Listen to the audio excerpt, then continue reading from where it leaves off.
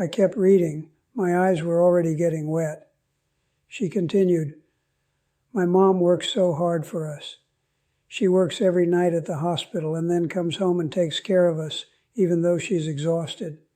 She never complains. She never says she's tired. She just does what needs to be done. But I see it. I see how hard it is for her. I see her fall asleep at the dinner table sometimes. I see her struggle to stay awake at my brother's soccer games. I see her count every dollar, worry about every expense." The letter went on. When she got that parking ticket, she cried. She didn't want us to see her cry, but I heard her in her bedroom. She was crying because she knew she'd have to take $50 from our college savings, from the money she's been saving for me. And I felt so guilty, Judge Caprio. I felt guilty that she worked so hard for my future. I had to stop reading for a moment. I took off my glasses and wiped my eyes. The letter continued. When my mom came home from court that day, she was crying again, but this time she was crying happy tears. She told us what happened. She told us what you said. She told us you called her a hero. Judge Caprio, my mom never thinks of herself as a hero. She just thinks she's doing what she has to do. But you saw her. You really saw her. I was openly crying now. Christina had come back into my office, and when she saw me crying, she said, "Judge, what is it? What's wrong?" I handed her the letter to read. I couldn't speak. She read it, and I watched tears roll down her face, too. Sarah's letter finished with this: "Thank you for seeing my mom. Thank you for recognizing her sacrifice. Thank you for dismissing that ticket. But most of all, thank you for calling her a hero, because she is. She's my hero. She's my little brother's hero. And now we know that a real judge, someone important, someone who sees people every day, thinks she's a hero too. That means the world to us. I'm going to be a doctor one day, Judge Caprio. And when I am, I'm going to treat people the way my mom treats her patients and the way you treated my mom, with compassion and dignity. Thank you for everything. With deep gratitude, Sarah Santos." I sat there with that letter in my hands and I cried. I'm not ashamed to tell you that. I cried because sometimes in this job you wonder if you're making any difference at all. You wonder if anyone even notices when you try to be fair, when you try to be kind, when you try to see the humanity in people. And then you get a letter like this, a letter from a 16-year-old girl telling you that what you did mattered, that it changed something for her family, that it meant something. I called Joyce that night and I read her the letter over the phone. She cried too. She said, "Frank, this is why you do what you do. This is why you still get up every morning after 40 years. Because you're not just enforcing laws, you're touching lives." I framed that letter. It hangs on the wall in my chambers now. I look at it every morning when I come in. It reminds me what this job is really about. But the story doesn't end there. About 2 months later, I was reading the Providence Journal over breakfast, and I saw an article that caught my attention. The headline read, "Rhode Island Hospital Nurses Honored for Excellence in Emergency Care." I started reading, and my heart nearly stopped. There, in the third paragraph, was Maria Santos's name. The article said she and her team were being recognized for their outstanding work during a mass casualty event in March. The article specifically mentioned the car accident with multiple children, the same one Mrs. Santos had told me about. The article quoted the hospital CEO saying, "These nurses exemplify the dedication and skill that makes Rhode Island Hospital a leader in emergency medical care. Their quick thinking and tireless efforts saved lives that day." I cut out that article and I put it up in my chambers next to Sarah's letter. Then about a month after that, I got another letter. This one was from Mrs. Santos herself. She wrote, "Dear Judge Caprio, I hope you remember me. I'm the nurse whose parking ticket you dismissed. I wanted to write and tell you something. When I left your courtroom that day, I felt something I hadn't felt in a very long time. I felt seen. I felt valued. I felt like what I do matters to someone besides me and my patients." She continued, "I've been thinking a lot about what you said to me. You called me a hero. Judge Caprio, I never thought of myself that way. I just thought I was a single mom doing her best, a nurse doing her job. But your words changed something in me. They reminded me that what I do does matter, that the sacrifices I make aren't invisible. Her letter went on, I want you to know that my daughter Sarah watched the video of my court appearance. It's been shared so many times online. She watched you call me a hero and she cried. She said to me, Mom, I always knew you were special, but now the whole world knows. Judge Caprio, you gave my daughter something precious. You gave her pride in her mother. You gave her a moment she'll remember forever. I was crying again reading this letter. Mrs. Santos finished with, I also want to tell you that because of what happened, because of all the attention from that video, something wonderful came from it. A local businessman saw the video and reached out to me. He's setting up a scholarship fund for children of healthcare workers. He said I inspired it. Judge Caprio, that scholarship is going to help kids like my Sarah go to college, kids whose parents work so hard, just like I do. You started something that day in your courtroom. You started a wave of goodness. Thank you for everything. With deep respect and gratitude, Maria Santos. I sat there stunned. A scholarship fund for children of healthcare workers because of what happened in my courtroom that day, because I did what any decent person should do, treated someone with dignity and respect. I called the hospital later that day. I spoke to the administration office and I asked about the scholarship fund. They confirmed it was real. A local business owner named Michael Romano had established it with an initial donation of $100,000. He'd named it the Maria Santos Healthcare Heroes Scholarship Fund.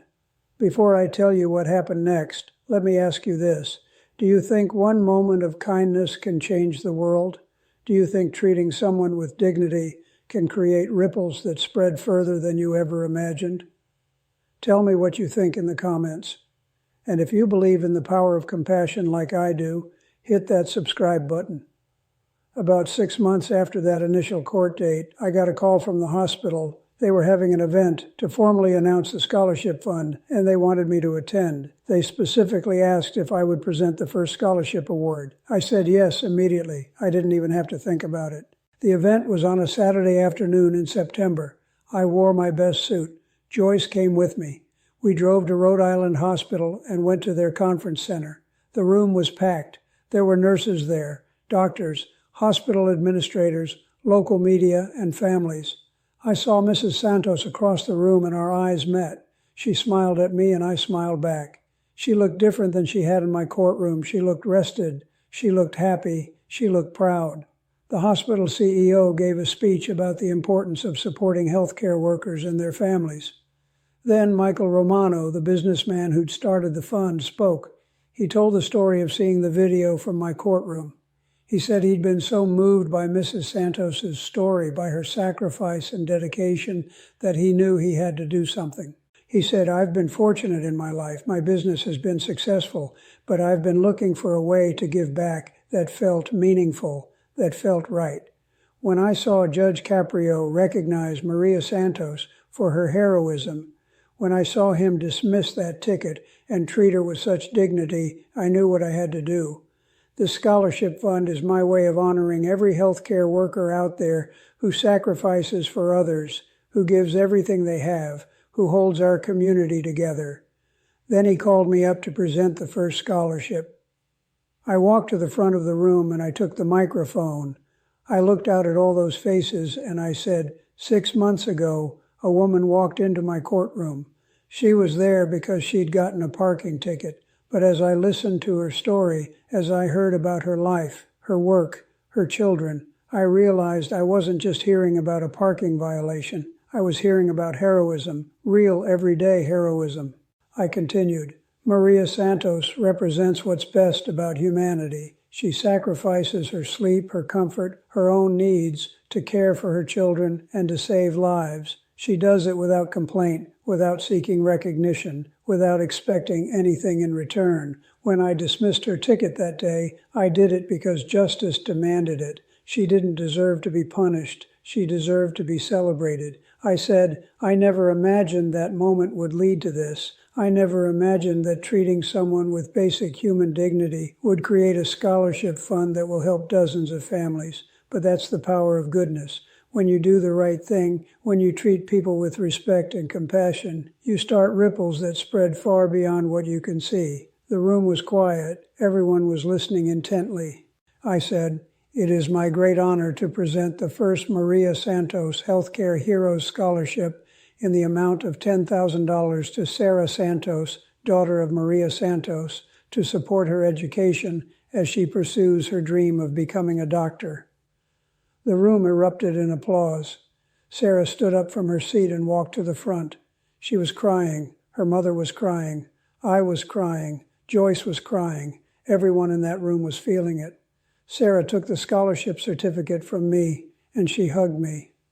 She whispered in my ear, "Thank you for seeing my mom. Thank you for seeing us." I said back to her, "Thank you for writing me that letter. It meant more than you'll ever know." Then Maria Santos came up and she hugged me too. She said, "Judge Caprio, you changed our lives. You changed everything." I said to her, "Mrs. Santos, you changed mine too. You reminded me why this work matters. You reminded me that small acts of kindness can create big waves of change. You're the hero here, not me." After the event, we all took pictures together. The media interviewed me, and I told them the same thing I'm telling you now. I said I didn't do anything special. I just treated a good person the way good people deserve to be treated. Maria Santos is the extraordinary one. She's the one who works miracles every day. The story got picked up by national media after that. I did a few interviews. People from all over the country reached out to tell me it had inspired them. Other cities started their own scholarship funds for healthcare workers' children. It became something bigger than any of us had imagined. But you know what meant the most to me? It wasn't the media attention or the recognition. It was knowing that Sarah Santos would go to college. It was knowing that the scholarship fund would help other kids whose parents sacrificed everything. It was knowing that one moment of basic human decency had created something lasting and good. I think about that day often. I think about Mrs. Santos standing in my courtroom, exhausted and scared, worried about $50. I think about how close we came to her just paying that ticket and walking away, another transaction in the justice system. But because I listened, because I asked questions, because I saw her as a person and not just a case number, everything changed. My father's words keep coming back to me. He told me that what matters is how you treat people when nobody's watching. Well, someone was watching that day. A person in my gallery was recording on their phone, but I didn't know that. I wasn't performing for cameras. I was just doing what felt right, what my conscience demanded, what basic human decency required. And that's the lesson I want you to take from this. You never know when your actions are going to matter more than you realize. You never know when treating someone with dignity is going to change their life or inspire someone else or start a movement that helps hundreds of people. You just have to do the right thing every single time, whether anyone is watching or not. You know what keeps me doing this job after 40 years? Moments like these.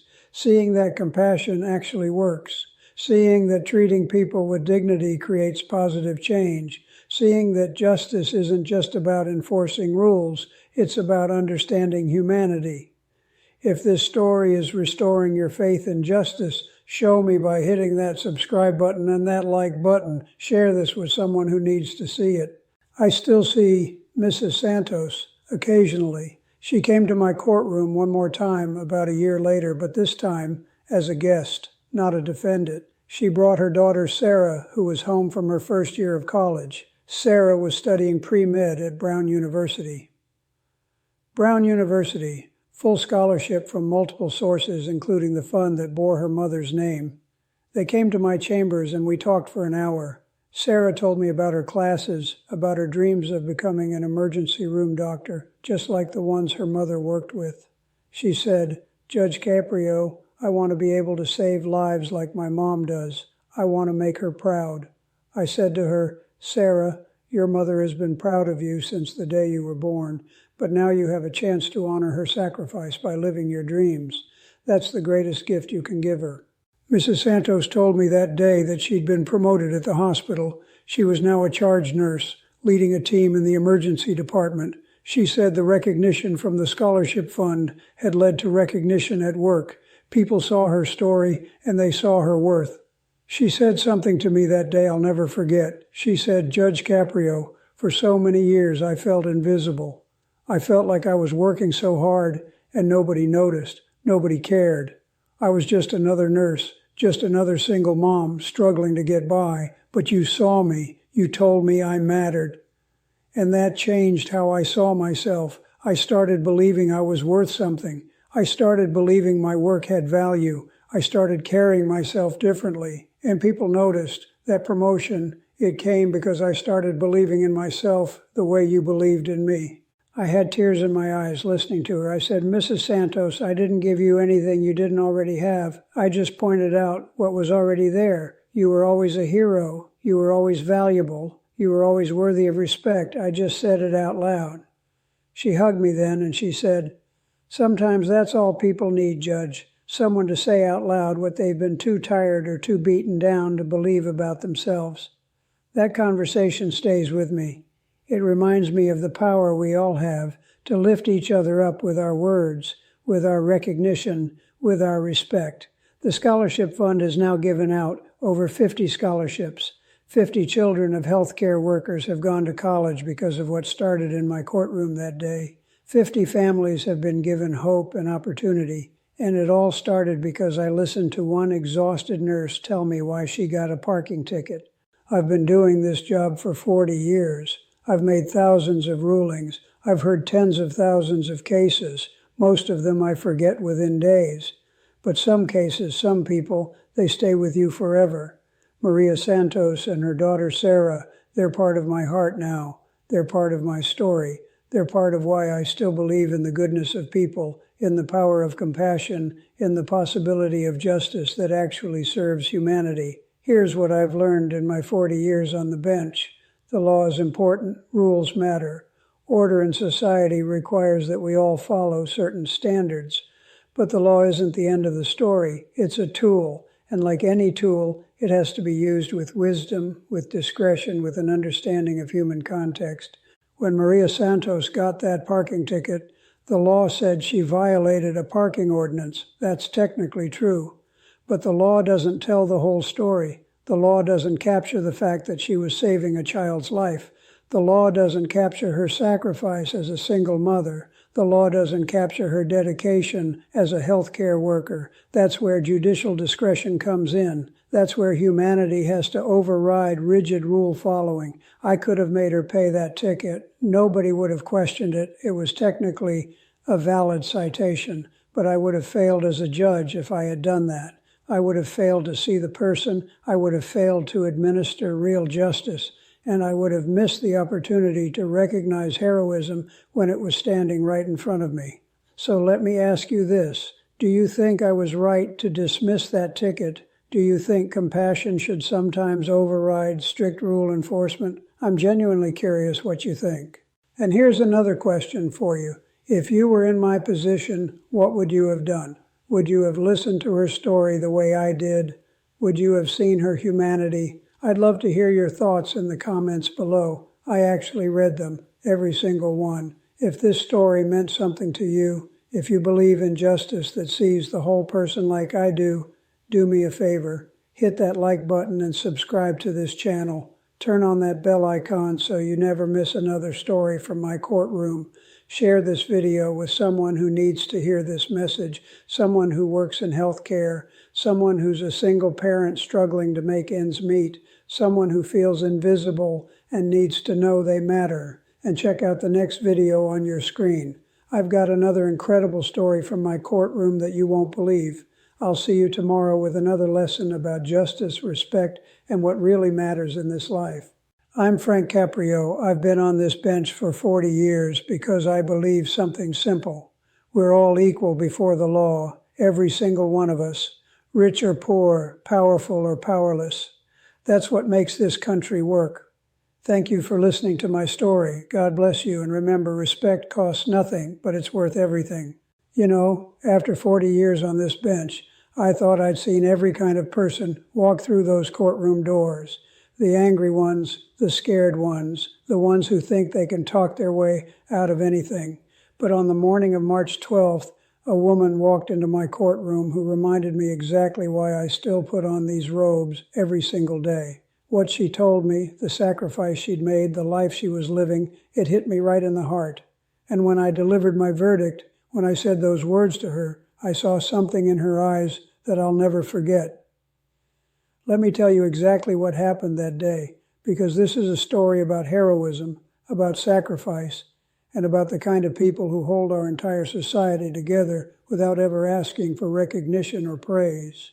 But before I tell you this whole story, do me a favor, hit that subscribe button and drop a comment telling me where you're watching from, because what I'm about to share with you is something that needs to be heard. Trust me, you won't want to miss a single word of this.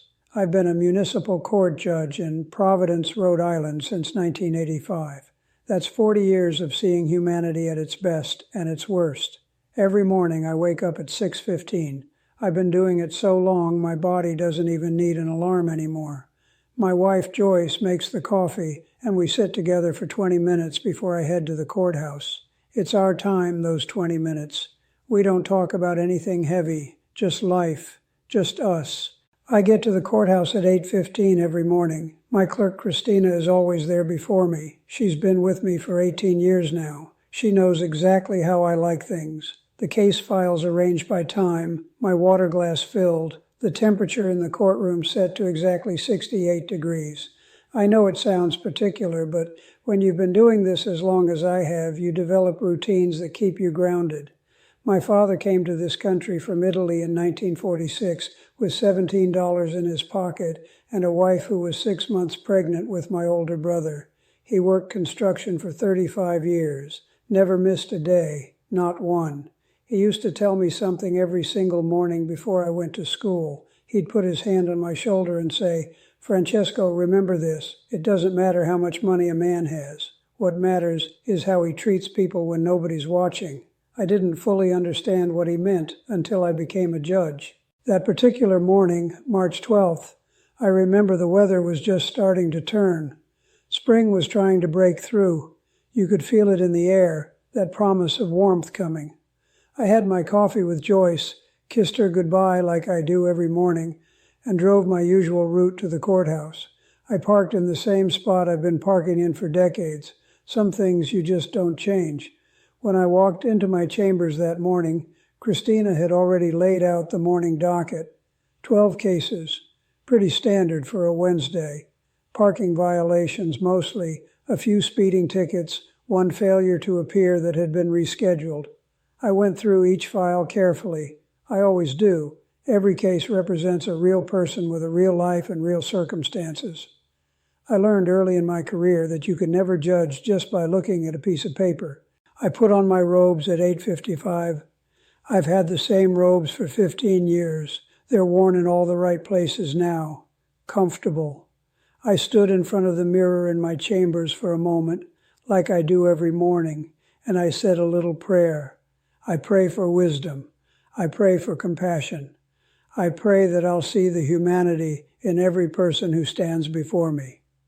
Then I walked out into the courtroom. The gallery was already filling up. I could see people checking their phones, talking quietly, some looking nervous. I took my seat at the bench and looked out at all those faces. Every single one of them had a story. Every single one of them had a reason they were there. And it was my job to listen, to understand, and to make fair decisions. Christina called the first case at 9 sharp. Mr. Antonelli, parking violation on Federal Hill. I remember him. Nice older gentleman who'd parked in a handicapped spot without a placard. He explained his wife had just had surgery and he was rushing to pick up her medication. I asked him a few questions, verified his story, reduced his fine. These are the moments where common sense has to override rigid rules. The morning moved along smoothly, case after case. I listened to each person, looked them in the eye, tried to understand their situation. By 10:30, we were on case number 7. That's when Christina called out, "Maria Santos, parking violation, expired meter on Elmwood Avenue." I looked up from my notes and I saw her walk in. She was a woman probably in her early 40s, wearing light blue scrubs under a worn winter jacket that had seen better days. Her hair was pulled back in a simple ponytail, no makeup. She looked exhausted. I mean truly exhausted. The kind of tired that sleep doesn't fix. She carried a small purse that was fraying at the edges, and she walked with purpose, but also with the weight of someone carrying more than they should. She approached the defendant's table, and I could see her hands were shaking slightly.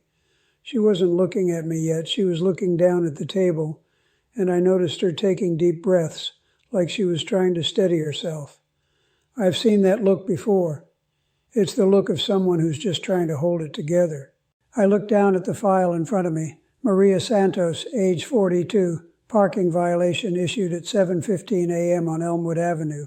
The meter had expired at 6:45 a.m. Fine of $35 plus $15 court costs, total $50. I looked at the address listed. She lived in South Providence, not far from where the violation occurred. I leaned forward slightly and I said, "Mrs. Santos, good morning." My voice was gentle. I wanted her to know this wasn't an interrogation. She looked up at me then, and her eyes, I'll never forget her eyes. They were brown and kind, but so tired. She said, "Good morning, Your Honor," and her voice was soft but steady.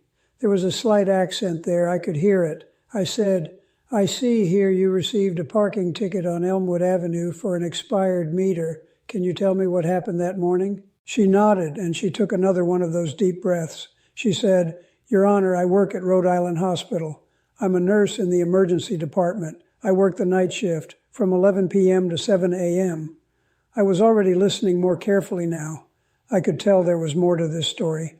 She continued, "That morning, March 3rd, my shift was supposed to end at 7 a.m. I had parked on Elmwood Avenue at 10:45 the night before. I put money in the meter for the maximum time, which was 8 hours. That should have been enough." I said, "But your shift ran over?" She nodded, and I saw her eyes get a little wet. She said, "At 6:30 that morning, we got a trauma code, a car accident, multiple victims. It was bad, Your Honor, really bad. There were children involved. The courtroom had gone completely quiet. Everyone was listening now." She said, "I couldn't leave. My patients needed me. There was a little boy. He was only 7 years old, and he was coding on the table. I was helping the doctor try to save his life. I couldn't just walk away and say, 'Sorry, I have to go move my car.'" Her voice broke a little when she said that last part. I felt something tighten in my chest. She continued, "We worked on him for 45 minutes. 45 minutes I was trying to help save that child's life. And we did. We got him back. We stabilized him. By the time I could even think about anything else, by the time I could step away, it was 7:30. I ran to my car as fast as I could, and the ticket was already on my windshield." I sat back in my chair and I just looked at her for a moment. I was thinking about my own children, my grandchildren. I was thinking about what it would mean to have someone like her fighting to save their life. I was thinking about the choice she'd made that morning to stay with her patients instead of worrying about a parking ticket. I said, "Mrs. Santos, that little boy, how is he?" A small smile broke through the exhaustion on her face. She said, "He's recovering, Your Honor. He's going to be okay. His family, they don't even know my name, but I see him sometimes when I'm at work. He's going to be fine."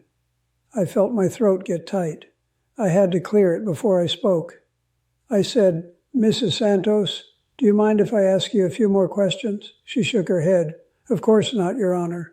I said, "How long have you been a nurse?" She said, 18 years, Your Honor. I became a nurse when I was 24. I said, "And you work the night shift?" She nodded. "Yes, Your Honor. I've worked nights for the last 12 years. I asked her, "Is there a reason you work nights instead of days?" I saw her hesitate for just a moment. Then she said, "I'm a single mother, Your Honor. I have 2 children, a daughter who's 16 and a son who's 12. If I work nights, I can be there when they leave for school in the morning, and I can be there when they get home in the afternoon. I can help them with their homework. I can make them dinner. I can be their mom." I felt something in my chest expand. I said, "You work all night at the hospital, and then you come home and take care of your children all day. When do you sleep?" She gave a little laugh, but there was no humor in it. She said, "I sleep from about 4 p.m. until 9 p.m., Your Honor. That's my sleep time. The kids know not to disturb me unless it's an emergency. It's not much, but it's enough I manage." 5 hours of sleep. This woman was surviving on 5 hours of sleep so she could work full-time and be a full-time mother. I said, "Mrs. Santos, what about your children's father? Does he help?" Her face changed then. I saw something hard flash across it. She said, "Hey, he's not in the picture, Your Honor. He hasn't been for 8 years. It's just me and my kids." I nodded slowly. I was building a picture in my mind of this woman's life, working 12-hour shifts in one of the most stressful environments imaginable, the emergency department of a major hospital, coming home exhausted, sleeping for 5 hours, waking up to be a mother, helping with homework, making meals, attending school conferences, being everything to her children, and then doing it all over again. I said, "Mrs. Santos, can I ask about your financial situation? Can you afford this ticket?" I saw her jaw tighten. She was trying to maintain her dignity, and I respected that. She said, "Your Honor, I'll be honest with you. $50 it's a lot for me right now. We're trying to save money because my daughter wants to go to college. She's so smart, Your Honor. She has a 4.0 GPA. She wants to be a doctor. I'm trying to save every penny I can to help her." I felt my eyes start to water. I've been doing this job for 40 years, and I'm not ashamed to say that I get emotional. When you see real character, real sacrifice, real love, it moves you. This woman was giving everything she had, every ounce of her energy, every dollar she earned for her children. I said, "Mrs. Santos, I want to make sure I understand correctly. On the morning of March 3rd, you were 30 minutes past your meter expiration because you were helping save a child's life. Is that correct?" She nodded. "Yes, Your Honor." I picked up my pen and I wrote something on the file in front of me. Then I looked back up at her and I said, "Mrs. Santos, I want you to listen to me very carefully." She was looking right at me, her eyes wide. I said, "I've been a judge for 40 years. I've seen thousands of people stand where you're standing right now. Some of them have good excuses. Some of them have bad excuses. Some of them have no excuse at all. But in 40 years, I have never, and I mean never, heard a better reason for a parking violation than the one you just gave me." I saw her eyes fill with tears. I continued, "You stayed late because you were saving a life. You put your patient, a child you didn't even know, ahead of your own concerns. You made a choice that defines what it means to be a healthcare worker. You made a choice that defines what it means to be a hero." She put her hand over her mouth. Tears were rolling down her cheeks now. I said, "Mrs. Santos, I'm dismissing this ticket. You owe nothing, not 1 penny. She let out a sound that was half laugh, half sob. She said, "Your Honor, thank you. Thank you so much." I held up my hand. I said, "Wait, I'm not finished." She looked at me with surprise. I said, "I want everyone in this courtroom to hear what I'm about to say. Mrs. Santos, you are a hero. You are the kind of person who makes this world work. You sacrifice sleep. You sacrifice comfort. You sacrifice your own needs for your children and for complete strangers who come into your emergency room. You do it without complaining, without asking for recognition, without expecting anything in return." The courtroom was absolutely silent. Everyone was listening. I continued, "You work nights so you can be there for your kids during the day. You save every penny so your daughter can follow her dreams. You stay late to save lives, even when it means getting a parking ticket. That is character, Mrs. Santos. That is what real character looks like." She was crying openly now, but she was also smiling. It was the most beautiful thing I'd seen in a long time. I said, "I want your children to know that their mother stood in this courtroom today and that a judge called her a hero, because that's exactly what she is. And I want you to know the ticket is dismissed, not as a favor, but because justice demands it. You didn't do anything wrong. You did everything right." Now let me pause here for just a second. I need to ask you something. Have you ever met someone who just restored your faith in humanity? Someone who reminded you that there are still good people in this world doing good things? Leave me a comment because I actually read them, And if you're enjoying this story, hit that like button for me. Mrs. Santos was still standing there, and I could see she was trying to compose herself. She wiped her eyes with the back of her hand, and she said, "Your Honor, I don't know what to say. Thank you doesn't seem like enough." I said to her, and I meant every word, "Mrs. Santos, I should be thanking you. You reminded me this morning why I still do this job. You reminded me what real sacrifice looks like. Your children are lucky to have you as their mother. Your patients are lucky to have you as their nurse, and this community is lucky to have you in it." She nodded, and I could see she was overwhelmed with emotion. She said, "Can I say something, Your Honor?" I said, "Of course." She took a breath and she said, "I was so scared coming here today. I was scared I'd have to pay this ticket and it would take away from my daughter's college fund. I was scared you wouldn't understand. I was scared I'd be treated like I did something wrong, but you listened to me, you saw me, not just a case number, but a real person. That means more to me than you'll ever know." I had to take a moment myself. My own eyes were wet now. I said, "Mrs. Santos, that's my job. That's what I'm supposed to do.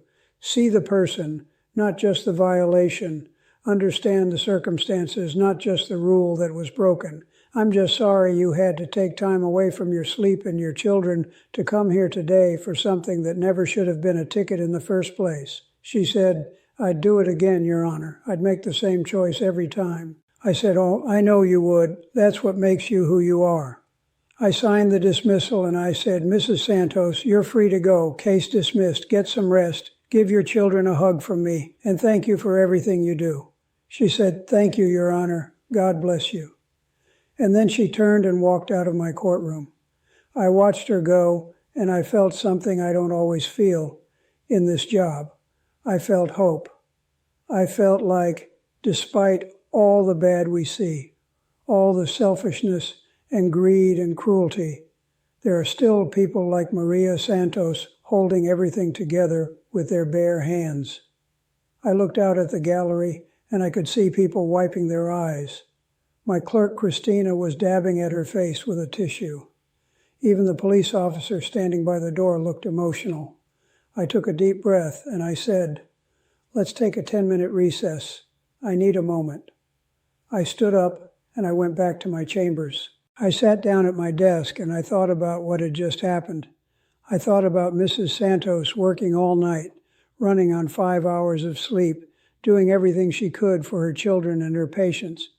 I thought about my own father and the lessons he'd taught me about character and hard work. I thought about how easy it would have been to just make her pay the ticket, to say rules are rules, to ignore her circumstances. But that's not justice. Real justice isn't blind adherence to rules. Real justice sees the person. Real justice understands context. Real justice knows the difference between someone who deserves punishment and someone who deserves recognition. Christina knocked on my door and came in. She said, "Judge, that was beautiful. I've worked with you for 18 years and that might be my favorite moment." I smiled at her. I said, "Christina, did you see her scrubs? Did you see how worn they were? Did you see her coat with the frayed edges?